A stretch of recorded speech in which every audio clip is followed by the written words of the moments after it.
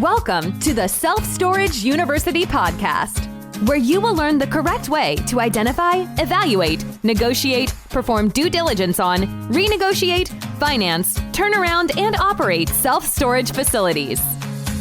And now, here is your host, a partner in one of the largest real estate portfolios in the U.S. with nearly $1 billion of holdings, Frank Rolfe.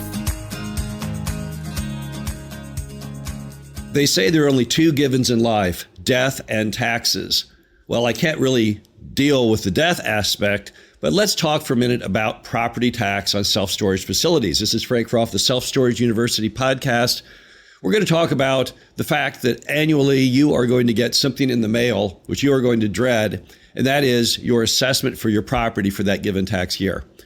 And what do you do when you get that property tax assessment? Well, let's talk first, what is a property tax assessment? Whenever you own real estate in the United States, you're going to get something annually in your county from the county tax assessor, and it's going to tell you how much property tax you have to pay based on the value of your property. It's no mystery. The tax rate is based on a multiplier of your assessed value. So as your assessed value goes up, given the fact that tax rates have never come down to my knowledge in America, your tax continually tends to go up. So what do you do when you get the tax bill? What are the steps? How do you try and minimize your tax burden? Well, you know what you paid for the property on the front end when you bought it. And let's just use in this example, let's say you bought a self-storage facility in a suburban market for $1 million. Now, when you bought it, the tax assessment on that storage facility was only $400,000. Why was that? Well, because the taxing official back in the day probably was a friend of the guy that owned the self-storage, or possibly he didn't know how to value them.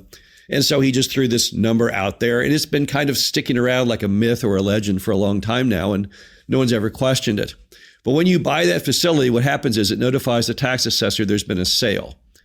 So now they're awfully suspicious on what you paid because, of course, all cities in America are broke and need as much tax as they can get. Now, you need to know if you're in a full disclosure or non-disclosure state. If you're in a non-disclosure state, such as Texas, you'll get a letter from the tax assessor saying, hey, what did you pay? And you can just throw it in the trash. At least to my knowledge, that's what you can do, but you better check it out. If you're in a state like Louisiana, which is a full disclosure state, you have to then tell them what you actually paid. Again, check on that with your own tax official, but that's based on my knowledge. So if that is the case, then if you are in a full disclosure state, there's not much you can do to minimize your tax burden. So if they say, what did you pay? And you paid $1 million, you'd have to say, I paid $1 million, and therefore they were going to readjust the taxes. Now, there is one loophole on that, which is called goodwill. You can claim that part of your transaction's price was based on goodwill and not the asset itself, but you won't be able to get a huge reduction or deduction even then.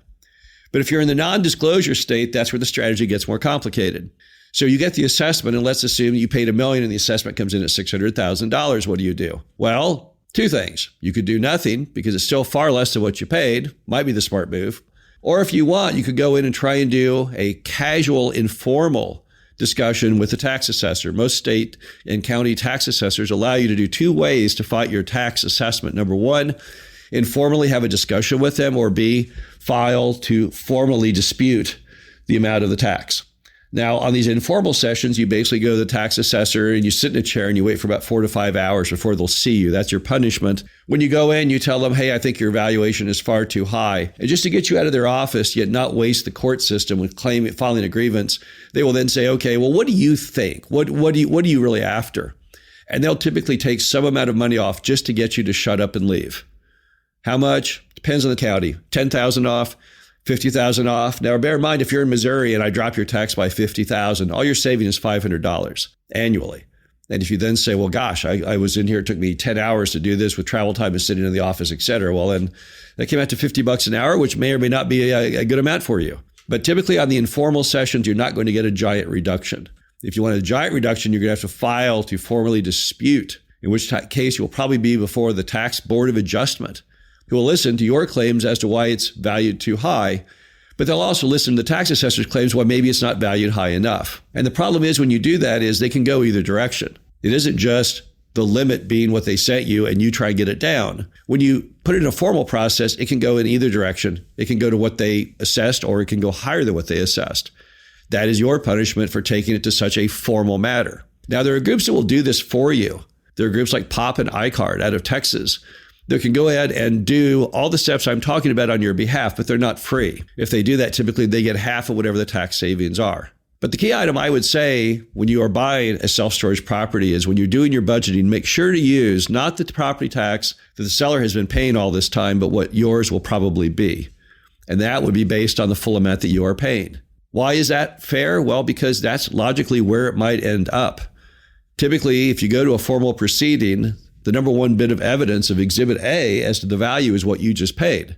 Taxing authority is going to say, well, gosh, there's absolutely no greater idea of what something's worth than what someone just wrote a check for. But that will then put it at what you paid, which basically puts you right where you were if you were in a full disclosure state.